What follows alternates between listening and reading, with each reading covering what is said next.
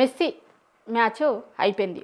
ఇక దానికోసమని ప్రభుత్వం చేసిన ప్రచారం చూసినాం. మన సీఎం రేవంత్ రెడ్డి గారు ఎన్ని రోజులు దానికోసం ప్రాక్టీస్ చేసిర్రు అంతా కూడా చూసినాము. మ్యాచ్ జరిగిన తీరు, దాని తర్వాత జరిగినటువంటి ప్రచారం అంతా కూడా చూసినాం. అయితే దాని మీద కాదు నేను ఇప్పుడు చెప్పబోయే విషయం ఏంటి అంటే, అదంతా జరిగిన తర్వాత ఒక విషయం బయటకు వచ్చింది. అదేంటి అంటే, అసలు రాహుల్ గాంధీ వస్తున్నటువంటి విషయం తెలంగాణలో ఉన్నటువంటి ఒక సీనియర్ నాయకుడికి, అంటే వాళ్ళ పీసీసీలో చాలా ముఖ్యమైనటువంటి నాయకుడికి, వాళ్ళ కాంగ్రెస్ పార్టీలో ముఖ్యమైనటువంటి నాయకుడికి కూడా రాహుల్ గాంధీ వస్తున్నటువంటి విషయం తెలియదట. ఎందుకంత గోప్యంగా రాహుల్ గాంధీ వస్తున్నటువంటి విషయాన్ని ఉంచినడు సీఎం రేవంత్ రెడ్డి? ఎందుకు రాహుల్ గాంధీ వస్తున్నటువంటి విషయాన్ని పార్టీ నాయకులకు కూడా తెలియకుండా మెయింటైన్ చేసిర్రు అనే దాని మీద ఆయనే గుస్సా అవుతుండట. దీని మీద అసలు నేను వదిలిపెట్టేటువంటి ప్రసక్తే లేదు. రాహుల్ గాంధీ రాష్ట్రానికి వస్తే ఎవరికి ఎందుకు చెప్పలేదు, కాంగ్రెస్ పార్టీ నాయకులకు కూడా ఎందుకు ఇన్ఫర్మేషన్ ఇవ్వలేదు, ఇదేదో ప్రైవేట్ కార్యక్రమం లాగా లేకపోతే ఆయన ఇంటికేదో వస్తున్నలాగా ఎందుకు దాచిపెట్టినారు, పార్టీ నాయకులకి ఇన్ఫర్మేషన్ ఇవ్వాల్సినటువంటి బాధ్యత ఉంది కదా, ఎందుకు ఇవ్వలేదు? ఇప్పుడు దీని మీద చర్చ జరుగుతుందట కాంగ్రెస్ పార్టీలో. చాలా కీలకమైనటువంటి వ్యక్తి, పార్టీకి సంబంధించి, ప్రభుత్వానికి సంబంధించి కాదు, పార్టీకి సంబంధించినటువంటి కీలకమైనటువంటి వ్యక్తికి ఇన్ఫర్మేషన్ లేకపోవడంతో ఆయనే ఎట్టి పరిస్థితుల్లో నేను దీని మీద ఊరుకునేది లేదు అని ఆల్రెడీ రాహుల్ గాంధీ గారికి కూడా కంప్లైంట్ చేసిరట. అసలు మీరు వస్తున్నటువంటి విషయాన్ని కనీసం చెప్పను కూడా చెప్పలేదు. ఎందుకంటే రాహుల్ గాంధీ ఏమనుకుంటాడు, అరే నేను తెలంగాణ రాష్ట్రంకి వచ్చినప్పుడు సీఎం గారు ఇన్వైట్ చేసేందుకు వచ్చిర్రు, కానీ ఇక్కడ ఉన్నటువంటి పార్టీకి సంబంధించినటువంటి పెద్దలకు ఏమైంది, కనీసం పట్టించుకోలేదు, రాలేదు అనేలాగా ఆలోచిస్తాడు కదా ఆయనే. వీళ్ళకి ఇన్ఫర్మేషన్ లేదు అనే విషయం రాహుల్ గాంధీకి తెలియదు కదా, కానీ నాకు ఇన్ఫర్మేషన్ లేదు అసలు మీరు వస్తుందనే విషయము కొద్దిసేపటి కిందటే నాకు ఇన్ఫర్మేషన్ వచ్చింది, అందుకే నేను వచ్చిన ఫాస్ట్గా.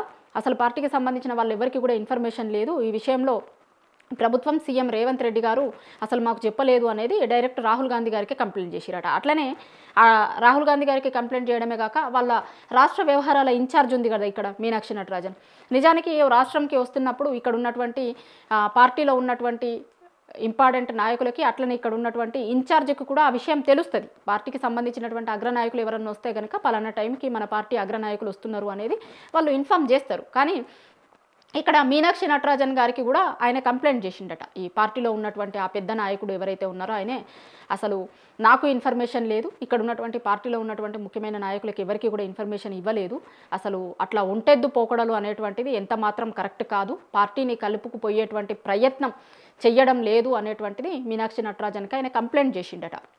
అట్లనే ఇంకా వాళ్ళ అగ్రనాయకులకు కూడా మళ్ళీ ఒకసారి వాళ్ళ దృష్టికి తీసుకుపోయేటువంటి ప్రయత్నం చేస్తా అనేది ఇక్కడ ఉన్నటువంటి ఆ నాయకుడు చెప్తున్నాడు. పార్టీకి ప్రభుత్వానికి సమన్వయం లేదు అనేటువంటి విషయం దీని ద్వారానే తెలుస్తుంది. లేదు అంటే మామూలుగా అనుకోకుండా జరిగినటువంటిదే ఇది, లేకపోతే కావాలనే మమ్మల్ని మాకు చెప్పకుండా చేసే ప్రయత్నం సీఎం వైపు నుంచి ఏమన్నా జరిగిందా, మామూలుగా జరిగినటువంటిదా ఇది, లేకపోతే కావాలని పీసీసీకి ఇన్ఫామ్ చేయలేదా అనేటువంటి చర్చ కూడా ఇప్పుడు కాంగ్రెస్ పార్టీలో జరుగుతుంది. ఇప్పటికే సీఎం రేవంత్ రెడ్డి చాలా సొంత నిర్ణయాలు తీసుకుంటున్నారు అనేటువంటిది చాలా రకరకాల సందర్భాలలో రకరకాల వ్యక్తుల దగ్గర నుంచి వింటూ వస్తున్నాం. సినిమాటోగ్రఫీ మంత్రి ఏమంటాడు అంటే, సినిమాలకి సంబంధించినటువంటి జీవోలు అసలు నా శాఖకు సంబంధించినటువంటి జీవోలు నాకు తెలియకుండానే జీవోలు వస్తున్నాయి అని ఆయన మాట్లాడుతున్నాడు.